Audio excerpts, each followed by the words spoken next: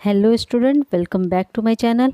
ये देखिए, ये हिंदी का पेपर है, कक्षा 7 का है, समय 1 घंटा है और दिनांक 17/9/2022 का है और 25 मार्क्स के हैं।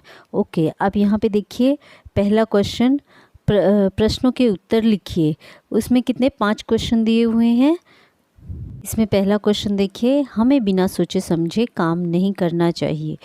तो इसका आंसर ये देखिए, हमें कोई भी काम बिना सोचे समझे नहीं करना चाहिए क्योंकि फिर हमें पछताना पड़ सकता है।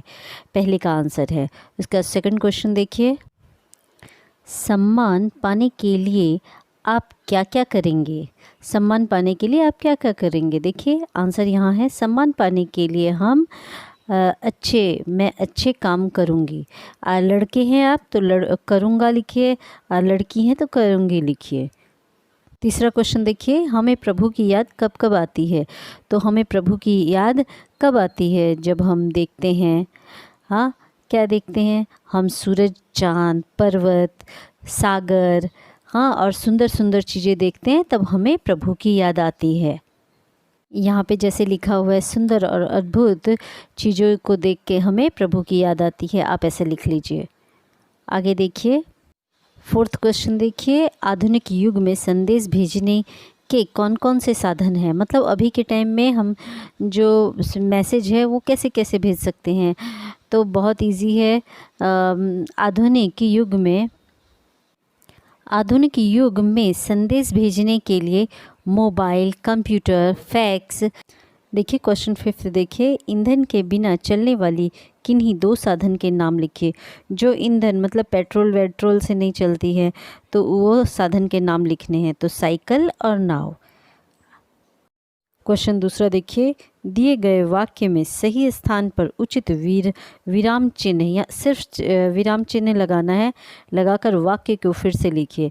मतलब विराम चिन्ह लगा के फिर से लिखना है। तो देखिए पहला देखिए, युधिष्ठिर, भीम, अर्जुन, नकुल और सहदेव 5 पांडव थे। आंसर देखिए, युधिष्ठिर के बाद कॉमा लगाना है, भीम के बाद कॉमा लगाना है, उसके बाद अर्जुन के बाद कॉमा लगाना है, उसके बाद नकुल और सहदेव 5 पांडव थे। ये आंसर है, आप देख के लिख लीजिए। उसके बाद देखिए दूसरा क्वेश्चन देखिए, कौन कहता है कि भारत विज्ञान में पीछे है। यहाँ पे देखिए, कौन कहता है कि, उसके बाद कॉमा, भारत विज्ञान में पीछे है। ओके, अब आगे देखिए थर्ड, राधा कृष्ण नाच रहे हैं। राधा कृष्ण नाच रहे हैं। थर्ड देखिए वही लिखना है, राधा कृष्ण नाच रहे हैं। उसके फोर्थ देखिए, चाणक्य ने कहा मैं तुम्हारी रक्षा करूँगा। देख लीजिए यहाँ पे विराम लगे। थर्ड प्रश्न देखिए, तीसरा प्रश्न, निम्नलिखित परिच्छेद का मातृभाषा में अनुवाद कीजिए।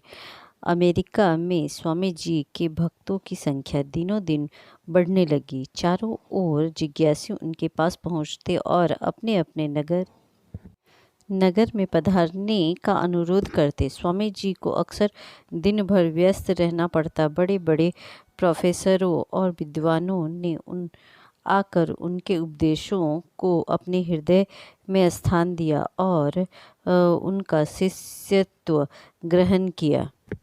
यदि आप इंग्लिश मीडियम के हैं तो इसको इंग्लिश में ट्रांसलेट करिए, और यदि आप गुजराती मीडियम के हैं तो यहाँ दिया हुआ है वो आप देख के लिख लीजिए।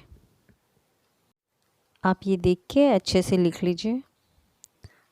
और अब हम फोर्थ क्वेश्चन देखेंगे। गोदान। निम्नलिखित के शुद्ध रूप से लिखिए। पहला, आप कहाँ से आ रहे हैं। आप कहाँ से आ रहे हो। सेकंड देखिए यहाँ सेकंड देखिए, आप मेरा और आ जाइए। तो आप इसको लिखेंगे, ये देखिए यहाँ पे आप मेरी ओर, यहाँ पे और लिखा है, और नहीं लिखना है, और लिखना है, क्योंकि मतलब तरफ, और मतलब तरफ, आ जाइए।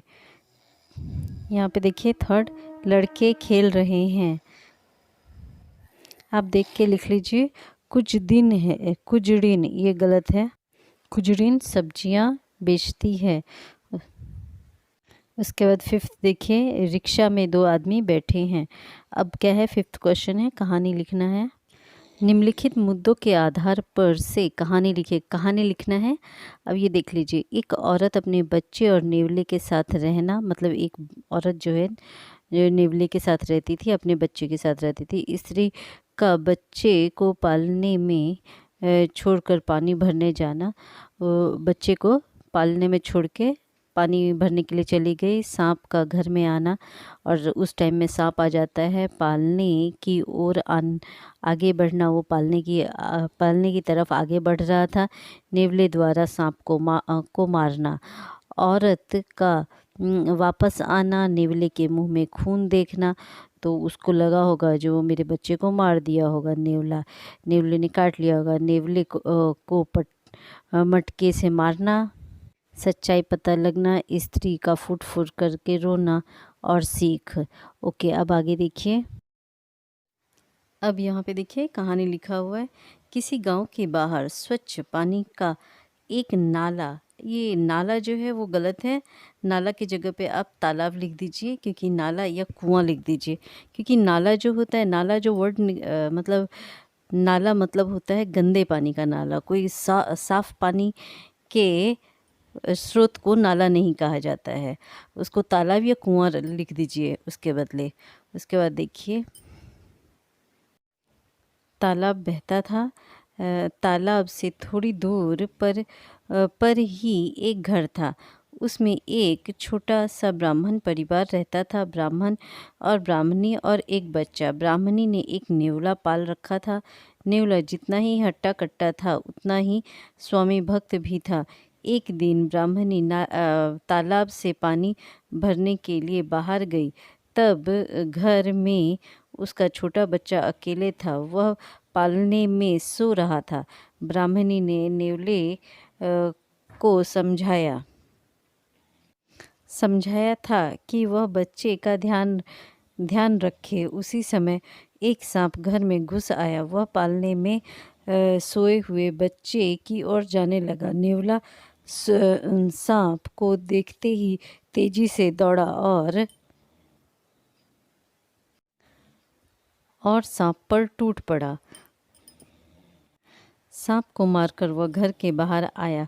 उसी समय ब्राह्मणी पानी भरकर लौटी। उसने दूर से नेवले का खून से लथपथ मुंह देखा। उसने सोचा कि उसके गैर हाजिरी में नेवले ने उसके बच्चे को मार डाला है। वह एकदम आपे से बाहर हो गई। अपने पानी से भरा घड़ा नेवले पर पटका।